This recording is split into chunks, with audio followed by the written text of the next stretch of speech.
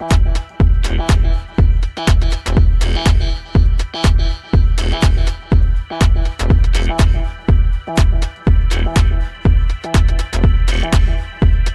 I'll get to it.